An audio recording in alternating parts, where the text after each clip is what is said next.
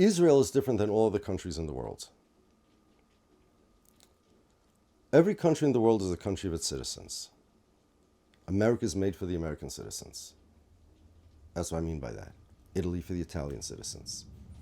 You mentioned before that there are ethno-states. Ethno-states are made for a certain ethnicity of its citizens. Mm-hmm. Israel's different than all of that. Why is Israel different from an ethno-state? I'll tell you why. Much different than an ethno-state. Because Israel claims that it is not only the state, because it's the state of all the Jews all over the world. Zionism presupposes two things. One, the Jews are a nationality, not just a religion.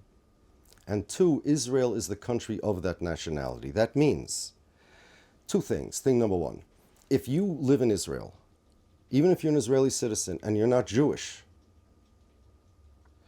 Israel's not your country, in the sense that, based on the 2018 nation-state law, only Jews have rights to self-determination in Israel. How is it different from an ethno-state? Let me finish, please. So that means two things. The second thing is going to be how it differs, but you need thing number one to understand thing number two, please. Thing number one, if you live in Israel and you're not Jewish, Israel's not your country, meaning you have no self-determination rights in Israel. Unless you're an Arab citizen, which there's plenty. No, even if you're an Arab citizen. Really? Because there's people in the Knesset and the government who are Arab. I didn't say you can't be the Knesset. I said you have no self-determination rights. What does it mean, self-determination? Self-determination rights means the rights to govern yourself, meaning only Jews have the right to govern themselves in Israel, meaning right now, so sure, you can be a member of the Supreme Court, you could do whatever you want, you have these civil rights, as long as you're a minority. Then you can do whatever you want, but you cannot control the country. That right belongs to the Jews. And so long as the Jews are a majority, no big deal. It's a slam dunk. But should there be what Israel calls a demographic threat, should there be millions of Palestinians in the West Bank and Gaza, such that if Israel annexes it, now the Jews will be in danger of being a minority, Israel cannot allow that. What will they do? Will they make laws that the minority of Jews have control over the majority of non-Jews? Will they make some shtick to ensure that only the Jews are a majority? So far, it hasn't happened. I mean, that's part of the reason why they didn't annex the West Bank and Gaza. They can't make the Palestinians citizens of Israel the way, let's say, America made the Texans that they conquered, the Mexicans that they conquered into Texans. But only Jews have a right, that's an ethno-state. Israel takes it one step further. Israel's not only not the state of the Jews, of the non-Jews who are in Israel. Israel is the state of the Jews who are not in Israel. Like an ethno-state? No. No other state. You've heard, no state claims to be the state of people who are not its citizens, never were its citizens, never lived there. You've heard, I'm sure, the talking point. It's false. That there's only one Jewish state and I think 25, 30, 28, whatever is Arab states, Muslim states. It's not true. There's not a single Muslim state that claims to be the nation state of all Muslims in the world. Saudi Arabia doesn't claim it's the state of all Muslims. Not all Muslims, but there are states that have a Muslim identity or government. That Israel was past that.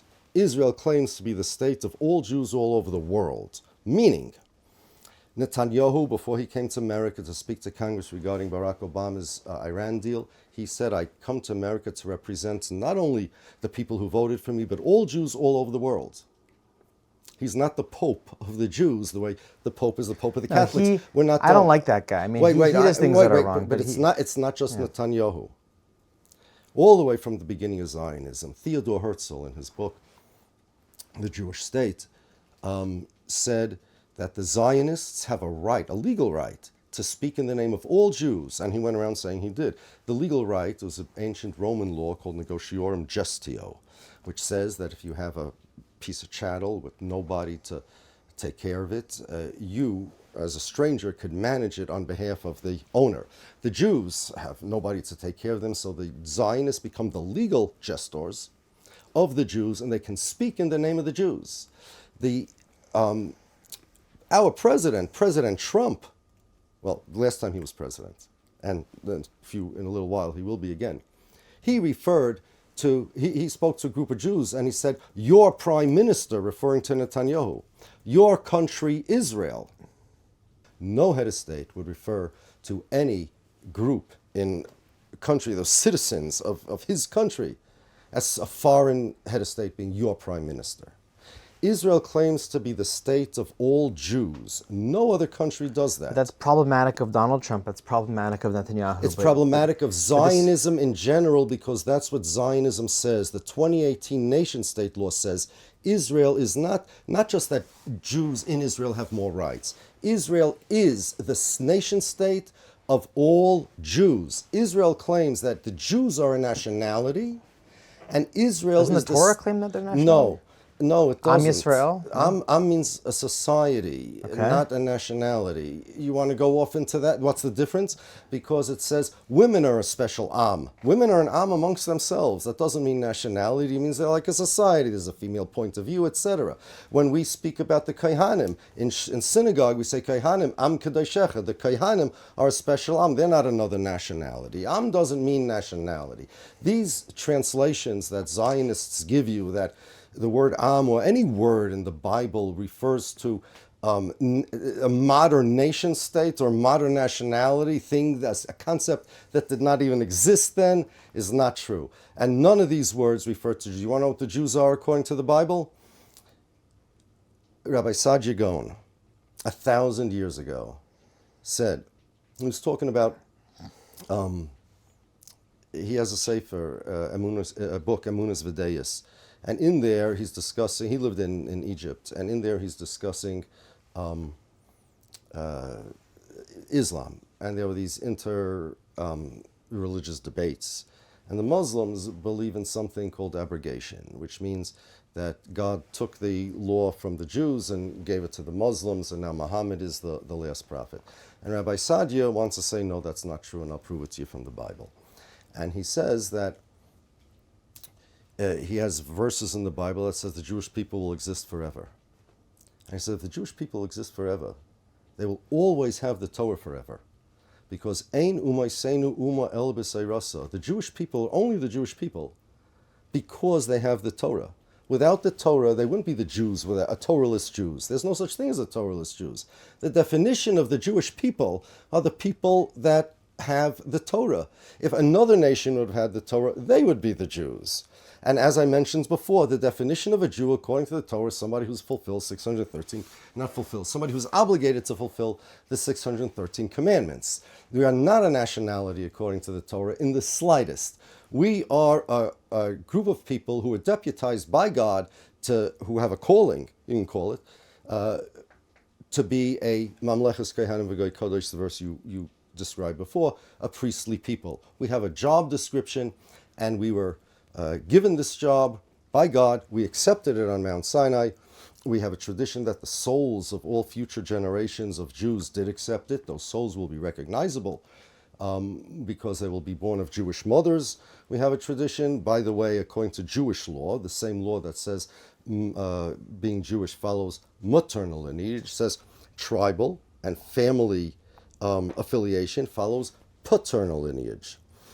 Therefore, being a Jew cannot be being a part of a tribe or a family, because maternal lineage is what determines it, as opposed to a tribal lineage or familial lineage. And look at the modern nations. What national characteristics did Jews ever have?